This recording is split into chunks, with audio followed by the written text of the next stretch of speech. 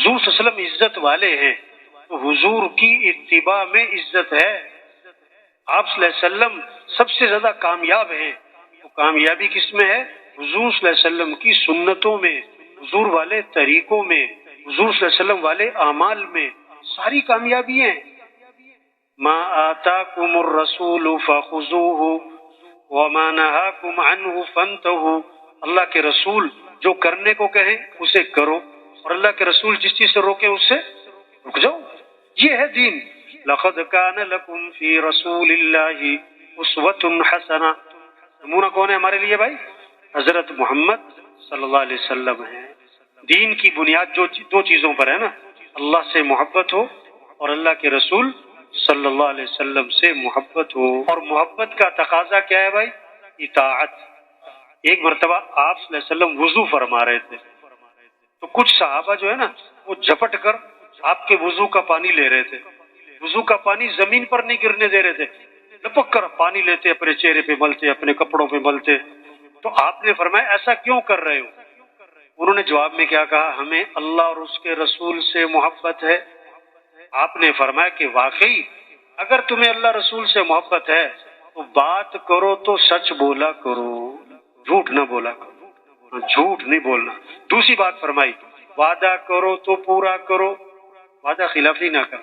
تیسری بات فرمائی اپنے پڑوسی کے ساتھ اچھا سلوک کرنا. تو آپ نے عمل کی طرف متوجہ فرمایا.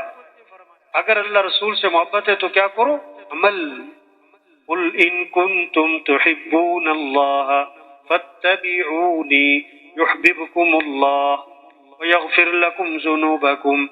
اللہ فرماتے کہ محمد صلی اللہ علیہ وسلم آپ ان سے یہ بات کہہ دیں اگر تمہیں اللہ سے محبت ہے تو فاتبعونی، پھر حضرت محمد صلی اللہ علیہ وسلم کی اتباع کرو، حضور کے طریقے پر چلو، حضور والے اعمال کو اختیار کرو.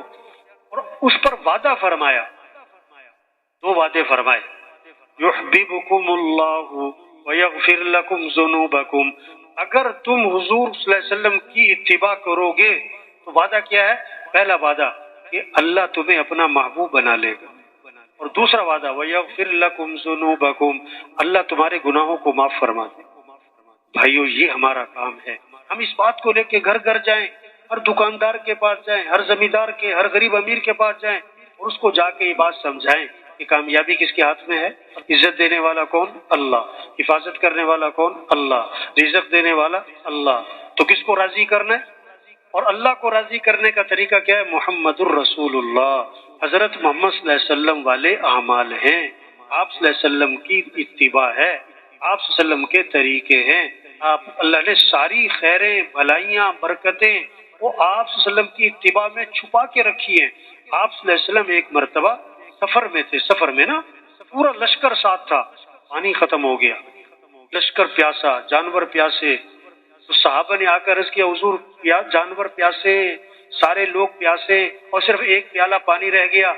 آپ صلی اللہ علیہ وسلم نے اپنا ہاتھ مبارک اس پیالے میں داخل فرمایا تو آپ کی انگلیوں سے پانی کے چشمے پھوٹ پڑے. سارا لشکر سیراب ہو گیا اور پانی ختم نہ ہوا.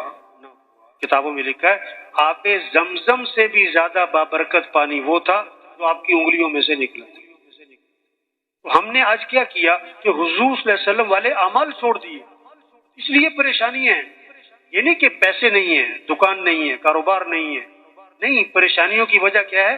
ہم نے کیا چھوڑ دیا؟ حضور صلی اللہ علیہ وسلم والے اعمال، حضور صلی اللہ علیہ وسلم والے طریقے چھوڑ دیے، حضور صلی اللہ علیہ وسلم کی سنتوں کو چھوڑ دیا. اس لیے پریشانیاں آ گئی. قرآن میں آتا ہے ما اصابکم من مصیبت فبما کسبت ایدیکم، جو بھی تم پر مصیبت آتی ہے وہ تمہارے گناہوں کی وجہ سے آتی ہے. جب سنت کے خلاف چلیں گے، سنت کے خلاف دیکھیں گے، سنت کے خلاف بولیں گے، سنت کے خلاف کوئی عمل کریں گے تو اس سے پریشانی آئے گی. حضور کا طریقہ چھوڑا، حضور کی سنت چھوڑی، اس سے اللہ ناراض ہوں گے. تو سب نیت کریں ہمیں کس کو راضی کرنا ہے بھائی؟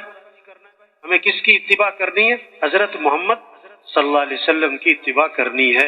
اس پر سارے انسان مسلمانوں کو تیار کرنا ہے. ماشاءاللہ مولانا عباد اللہ صاحب کا بیان